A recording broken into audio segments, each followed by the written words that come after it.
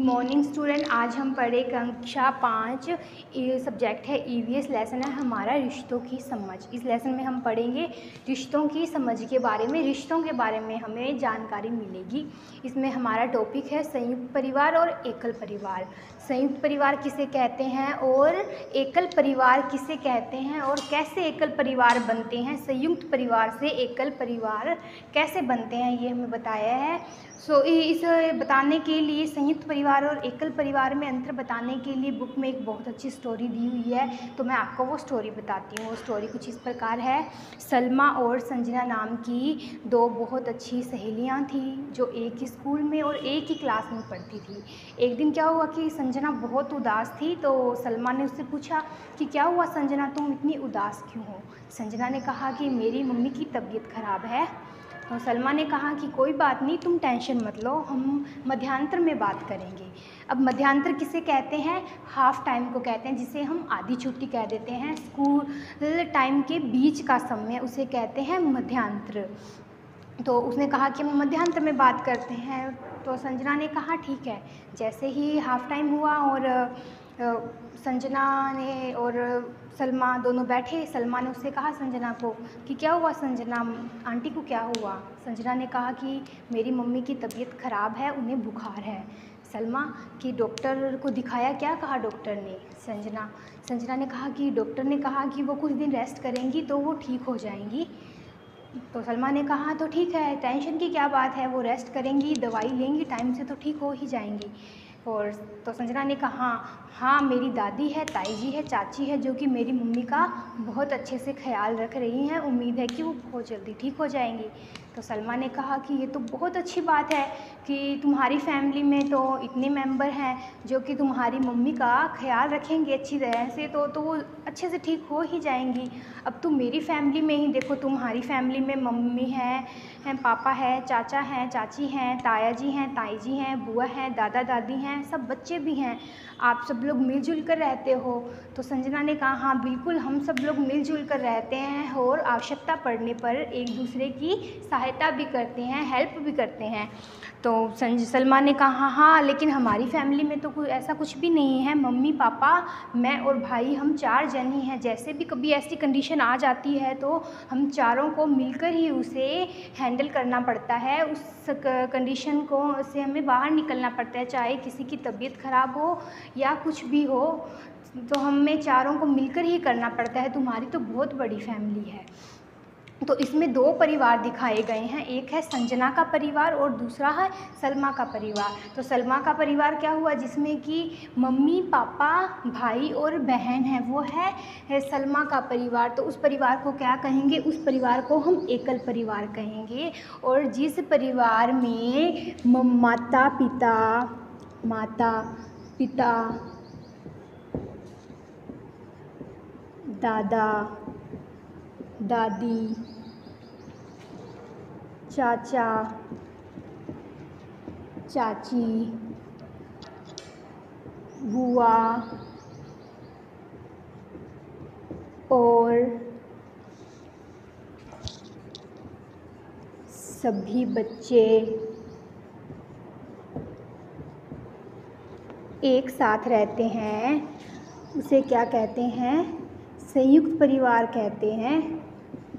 एकल परिवार क्या होता है, जिस परिवार में माता पिता और भाई बहन ही रहते हैं, उसे क्या कहते हैं, एकल परिवार। किसे कहते हैं, माता पिता और भाई बहन यही होते हैं उस परिवार में, उसे कहते हैं एकल परिवार। अब एकल परिवार बनने के बहुत से कारण हैं, जैसे कि हम आज जिस शहर में हैं हमें वहाँ कुछ बेहतर सुविधाएं नहीं मिल पा रही हैं, जो हम चाहते हैं हमें वैसी सुविधाएं नहीं मिल पा रही हैं। जैसे कि हमें एक पढ़ाई के लिए, एजुकेशन के लिए एक हमें बेहतर सिस्टम की ज़रूरत है, एक बेहतर तरीके की या बेहतर माहौल की ज़रूरत है। तो हम उस माहौल के लिए हम दूसरे शहर में जाते हैं और वहाँ हम रहने लगते हैं। और ये भी कह सकते हैं कि हम नौकरी या जॉब के लिए भी हम बाहर जाते हैं, दूसरे शहरों में रहते हैं। बड़े शहरों में जगह की कमी होने के कारण, मकान छोटे होने के कारण वहाँ कम लोग रह पाते हैं उस घर में। उसी कारण से जब बच्चे बड़े परिवार, संयुक्त परिवारों से पढ़ाई या नौकरियों के लिए बाहर जाते हैं तो वहीं से एकल परिवार बनना शुरू हो जाता है। और कुछ एकल परिवार बनने के कारण ये भी हैं कि एक संयुक्त परिवार होता है जिसमें सब मिलजुल कर रहते हैं। लेकिन आज की पीढ़ी या आज की जनरेशन में क्या हो रहा है कि सभी के हाव भाव भी अलग हैं, सभी की सोच भी अलग है, सभी की आदतें भी अलग हैं और शौक़ भी अलग हैं। छोटे बच्चे हैं, बुज़ुर्ग हैं, उनकी सोच नहीं मिलती आपस में और उनके रहन सहन, खान पान सभी चीज़ें बहुत अलग हो गई हैं। तो इसी के कारण क्या है, संयुक्त परिवार से एकल परिवार बनने लगे। तो इसे कहते हैं संयुक्त परिवार और एकल परिवार। संयुक्त परिवार के बहुत से फ़ायदे भी हैं, जैसे कि आपने इस स्टोरी में ही देखा कि संजना कि मम्मी की तबीयत ख़राब हुई है तो उसकी फैमिली में सब लोग हैं उनका ध्यान रखने के लिए। लेकिन वैसे ही एकल परिवार का भी बताया गया है कि ध्यान तो वहाँ भी रखा जाता है, लेकिन एक बड़ी फैमिली होती है तो वहाँ सब मिलजुल कर रह लेते हैं। उसमें हमें एक टिपिकल किसी एक ही बंदे पर निर्भर नहीं रहना पड़ता, उसमें सभी अपनी ज़िम्मेदारियों के अनुसार अपनी ज़िम्मेदारियां उठाते हैं। और एकल परिवार में क्या होता है कि एक ही इंसान पर वो सारी ज़िम्मेदारियां आ जाती हैं। बड़े परिवार में परिवार का एक मुखिया होता है जो कि उन सभी ज़िम्मेदारियों को अच्छी तरह से व्यवस्थित करके रखता है, व्यवस्थित ढंग से रखता है।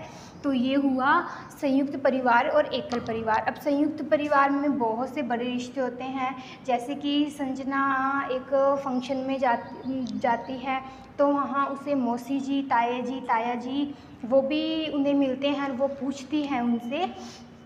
तो उसे पापा उसे बताते हैं कि एक फैमिली होती है पापा की फैमिली, ठीक है, दूसरी फैमिली होती है माता की फैमिली। पापा की फैमिली में क्या होगा, पापा के परिवार होंगे, जैसे दादाजी हुए, दादाजी के बेटे पापा हुए, उनके बच्चे आप हो सकते हैं जो भी, ठीक है।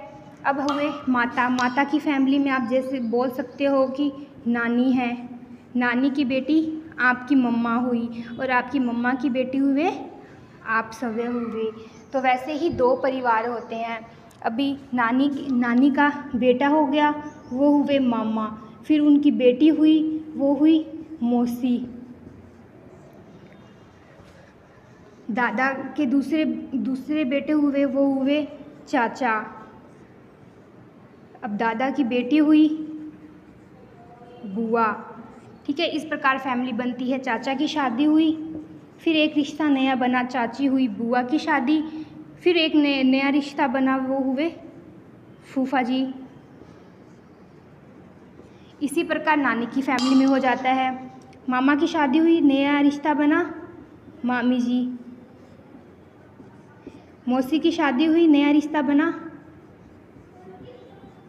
मौसा जी।